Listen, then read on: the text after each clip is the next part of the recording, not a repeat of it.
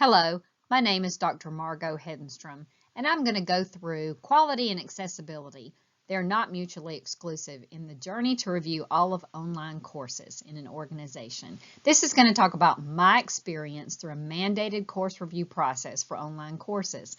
I don't know what you think about, but when I think about mandatory, required process, accessibility, I become anxious and even a little bit resistant.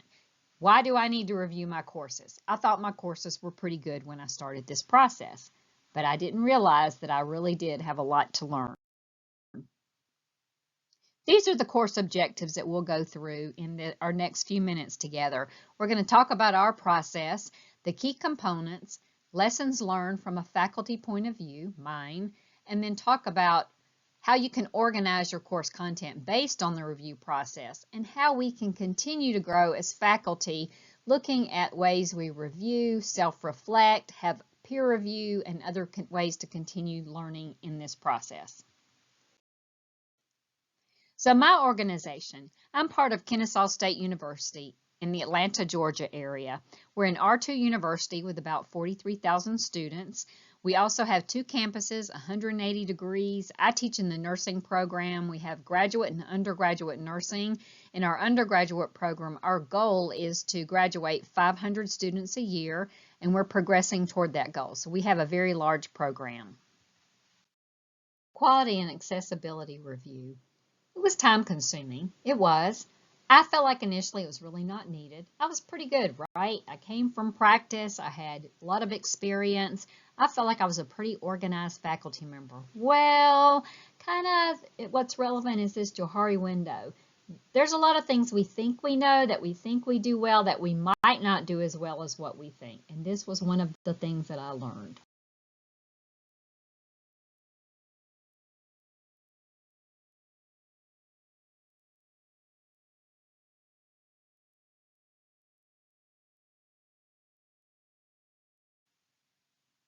So deadlines. We had deadlines for completing our course reviews for each of our courses. Each of us was still teaching our full workload of courses when we were asked to undertake these reviews. At first it was a challenge. I ended up taking 8 courses all the way through the process successfully. The first one was the most challenging, right? I was a novice at this new way. We were provided instructions from our instructional course designers who gave us an overview of the process. They shared measures our courses would be evaluated on. What were the key criteria? What had to be in the courses for them to pass this review process? We also had to pass accessibility standards. We had to make sure that our videos were closed captioned, elements in our course would meet accessibility requirements. These were foundational tools for our success. Course shells. We had to create course shells for each course. This was where all the materials went for our master course, if you will. Once it was approved and we had developed the course from a faculty perspective and we were happy with it, we added the instructional designer as a course instructor to review our course.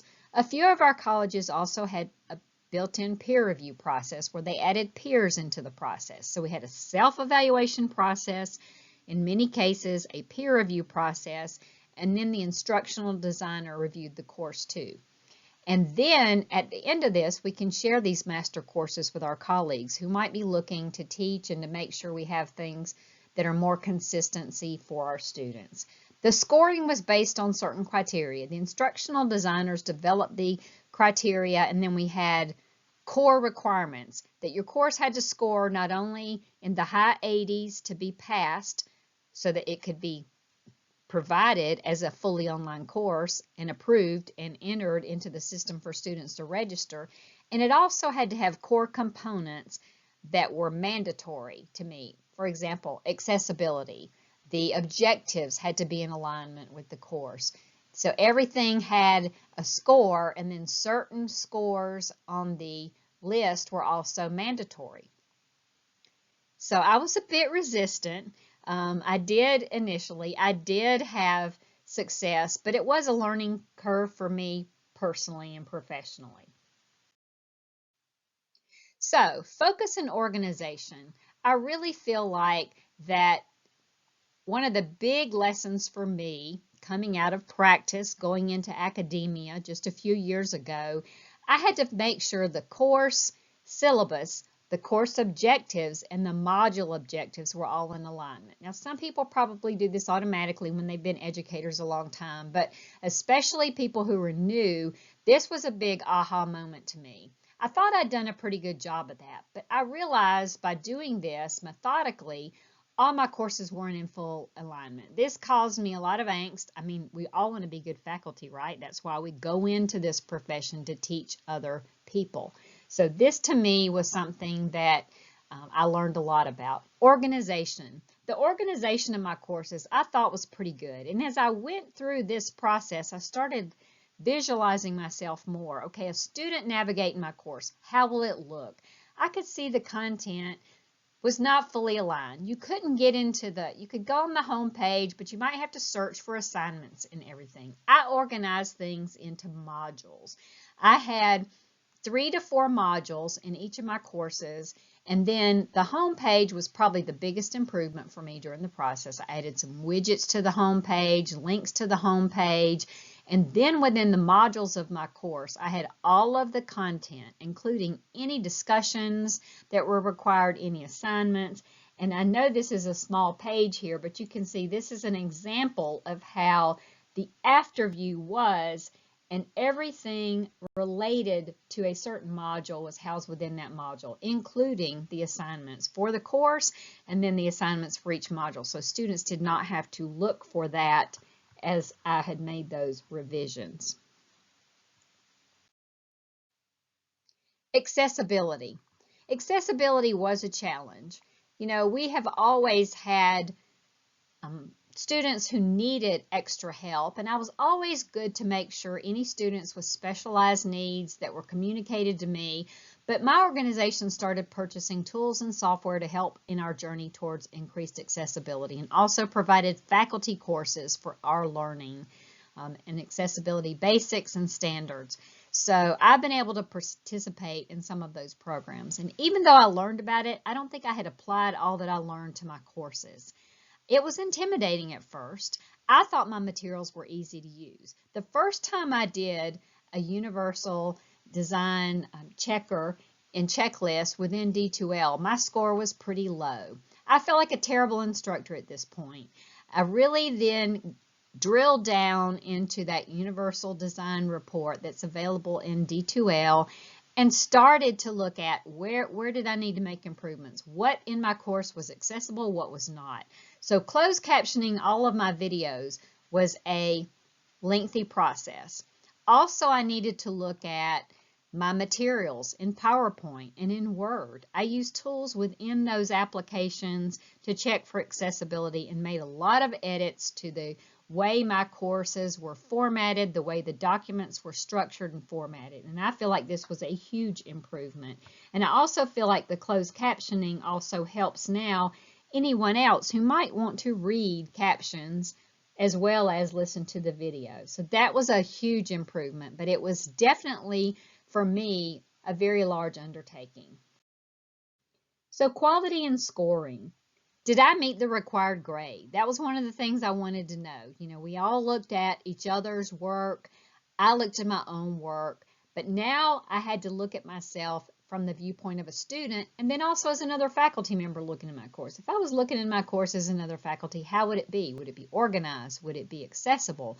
Would it be efficient? So the scoring was something that we learned about, and it was definitely a challenge for us. But I really wanted to make sure I made the grade. I didn't want to have to go back and do any remediation. I did still have opportunities to improve my courses even after this process.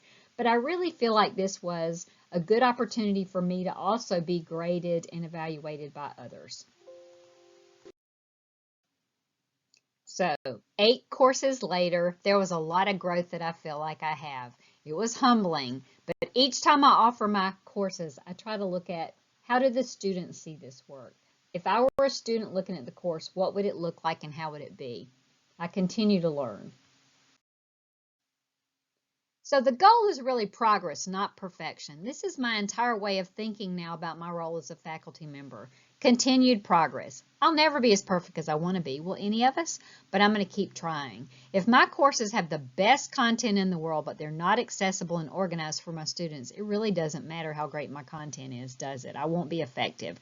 So I continue to think about ways I can continue my journey. I find D2L helpful. I continue to learn. Some things aren't as easy, especially at the beginning, but I learn a lot more about walking through this process. So I reviewed the process of our online course reviews for accessibility and quality, looked at some of the key processes, described the challenges and benefits. So what's next? Again, for me, it's a journey, not a destination. I'm continuously starting to self-reflect on how I can be a better faculty member and be current, be organized, and also have all of my content accessible. Seeking more ways to have others peer review my work as a faculty member, staying current. The other thing that I want to do even more of is partnering with my students. How do they see my courses? Are they organized? What was helpful to them? What was not helpful to them? So I'm looking at ways to do that, as well as considering and doing research in one of my courses about that process and instructor effectiveness, and also talking about what kinds of things are helpful for the students and what some of their needs are. These are just a few references. If you have any questions, please let me know. I'm happy to help you further, and thank you for your time and for being able to participate in this great conference.